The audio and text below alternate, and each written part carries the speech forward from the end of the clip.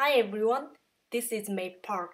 Today I'm going to show you how to create a one-layer watercolor card combining several floral stem sets from old to new.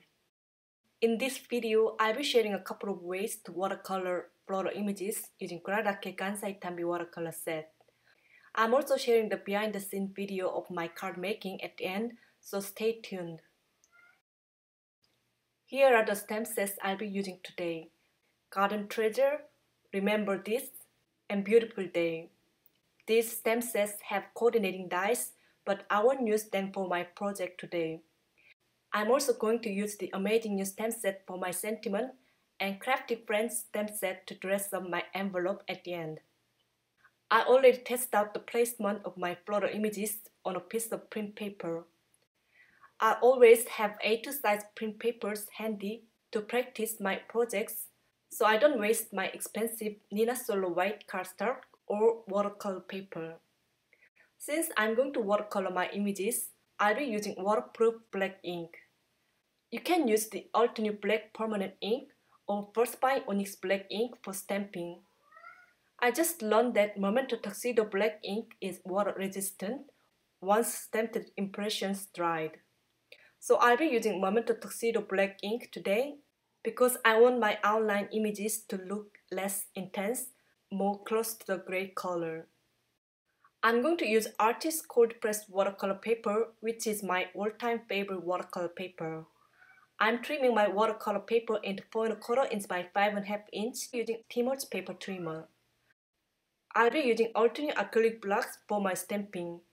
You can use the stamping position tool instead if you want to, but I don't mind getting imperfect stamping impressions for my card today. I'm going to pull out my stamps from each stamp set and store them temporarily on a plastic tray. That way I can grab my stamps quickly and I can also prevent my stamps from losing on my messy desk. I'm going to ink up the stamp with a Memento Tuxedo black ink and stamp my first floral image onto the paper. Then I'm going to stamp the same image one more time on a post-it note to create a mask. You can use Inkadu masking paper if you want to, but this masking paper is kind of expensive and I don't see any significant benefit from using this masking paper. So whenever I do masking technique, I prefer to use a post-it note along with a removable adhesive to hold the mask in place. I'm cutting out the image on the post-it note with my scissors. I'm going to layer my post-it note mask over the stamped image on my watercolor paper, covering the image entirely. Then I'm going to stamp my second floral image twice over the mask, positioning the image partially onto the mask. Once I have finished stamping over one image, I'm going to remove the mask, place it over the next foreground image and continue to stamp. Masking technique is a great way to create illusion of depth, especially when you create a one-layer card. Because the image you stamp first is in the foreground and the second image is partially behind the first image. Masking takes time, but once you remove all the masks, you can see the beauty of masking technique. I'm going to continue stamping and masking until I finish creating my entire scene. Here comes the most fun part of masking. I'm going to remove the post-it notes to reveal my floral arrangement. Now it's time for watercoloring. Here I have my Kuretake Gansai Tambi 36 watercolor set, number 2 and number 4 round paint brushes, a jar of clean water, and paper towel ready on my desk. I create my own watercolor palette. I put a piece of white paper inside a clear sleeve. I'm going to search for floral illustration on Google. This is one of my ways to find a color reference when I watercolor florals. It gives me an idea what color combo I should use for my flowers and where to add shading on the floral images. So I'm choosing this illustration and I'm going to use orange, pink, green, and blue as my primary colors. So I'm going to show you the first way to watercolor my images. If you have enough time or patience and you want to add more depth and create a realistic look of your floral images, this technique will work for you. I'm going to mix my orange paint with clean water and load my paintbrush with pigment. Then I'll be testing out the color on a scrap paper to see the actual color. At this stage, you don't want to add too much water to your paintbrush. I'm applying pigment toward the bottom of each flower petal. Please notice that I don't wet my paper first before I apply the color. Then I'm going to rinse my paintbrush with clean clear water and remove the excess water using paper towel. Then I'm going to go over the paint to diffuse the color using a wet paintbrush. I asked my followers on Instagram and Facebook the other day if they would like to watch me color with a normal speed or if they prefer a speed up process video. A lot of them answered they prefer normal speed so they can see my watercolor technique in details and see how the pigment moves on the paper when it mixes with water. So today I'm not going to speed up the video until I show you the watercoloring process enough for my main two flowers. If you want to watch my video fast, feel free to click the speed button in the setting tab of the video screen on YouTube. To create a gradient look of the color, it's important to wash your paintbrush with clean water in between before you pull out the color. If you add too much pigment onto your image, you can pick up the color using a paper towel or dry paintbrush. As you may notice, I'm moving my paintbrush toward one direction. That's because I want to leave some white areas toward the end of each petal. While the color paint is still wet, I'm going to add more pigment for darker hue to add dimension and shading. I'm going to cover some areas of my watercolor panel using post-it notes in case I drop some paints on my white areas while I'm moving my paintbrush back and forth. When you apply a dry and more saturated stroke, you can put in color with just water. I'm applying a stroke using very little water and more pigment. Before the stroke is dry, I'm going to take a wet paintbrush and pull the color out from the darker stroke. You can pull the color quite far depending on how dry that initial stroke is. I'm going to keep adding layers to achieve the dimension and shading I want. This does take lots of time, but the results will be worth it. If you let the paint dry between applications, you will leave harsh lines between layers. If you don't like those harsh lines, you can soften the hard edges using a moist paintbrush even after the paint is already dry. If you make a mistake with your watercolors or you have some paint went outside of outline, you can fix it by adding some clean water on the paper and picking up the colors with a paper towel or dry paintbrush. Just paint in the shape you would like to lift out using clear water and dab away the water with a paper towel or paintbrush. If you look at the real flower, you can see that the flower don't have only one color.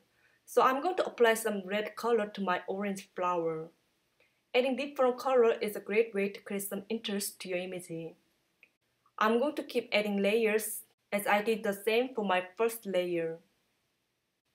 Now I'm going to turn on some music and speed up the process so you can watch me color.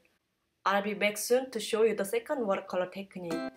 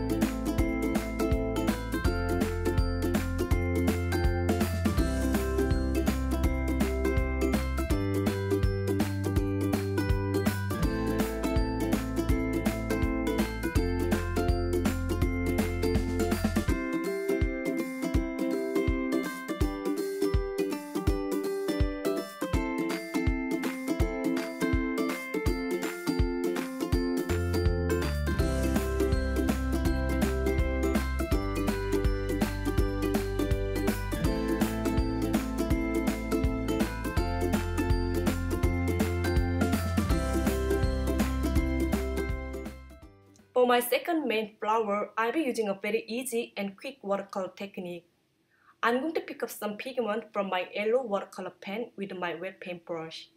I'm applying light color first for the base layer. You can start by wetting your watercolor paper first with clean clear water if you want to.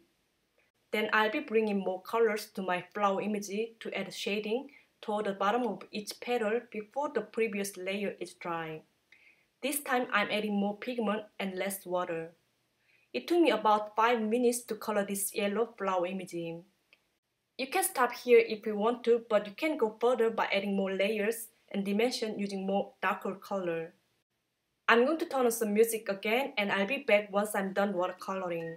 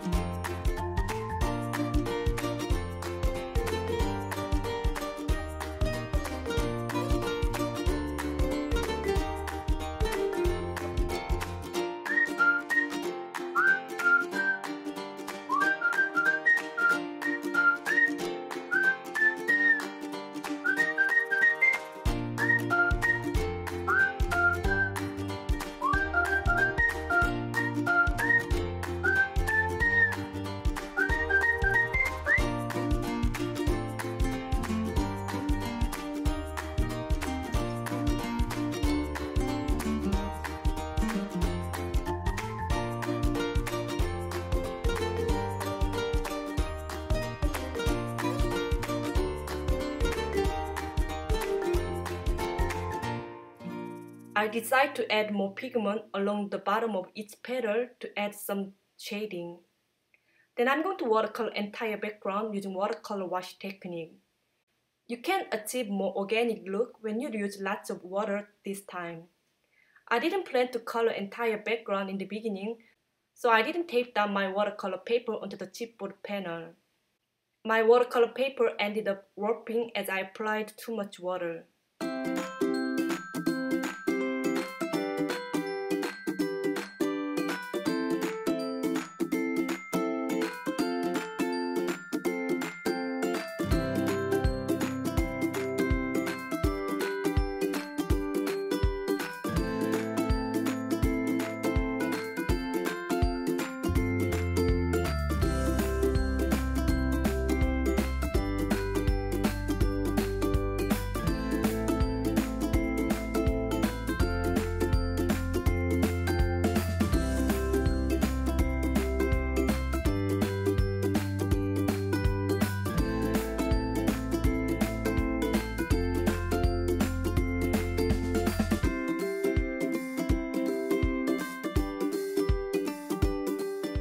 I'm going to use my heat tool to speed up the drying time.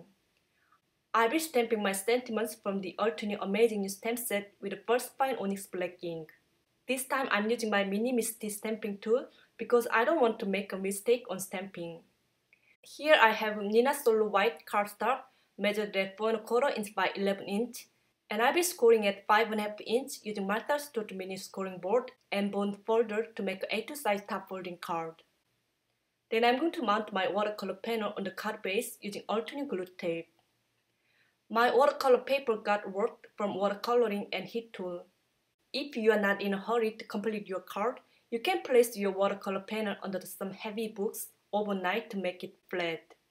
To add some interest to my flowers, I'm going to add some white dots on the center of each flower using white gel pen. To finish off my card, I'm going to decorate back of my card by stamping the sentiment and envelope image from the Crafted Friends stamp set using a black ink. I'm also going to make a matching envelope using the alternate olive ink and Crafted Friends stamp set. Depending on which sentiments you use or where you stamp your images, the possibilities are endless. That finishes off my project for today. I hope this video tutorial inspires you to create a watercolor card with one of the watercolor techniques I shared today. Before I go, I want to show you how my craft desk looks like right after finishing my card. I use my iPhone to film my video and very inexpensive clamp to secure my phone onto my QB. I also love watching my all-time favorite show, Gilmore Girls, with my iPad when I craft. My craft space is part of our living room and it's not that big. But I can say it's way too big compared to my old craft space back in 2010. I started my paper crafting at the dining table with one storage bin. If you are interested in watching my craft room tour, please leave a comment below. If there are many requests, I plan to put it together in the near future. That's all for today. If you like my video, please give it a thumbs up and subscribe to this YouTube channel. Thank you so much for watching. I'll see you next time with another video. Bye bye!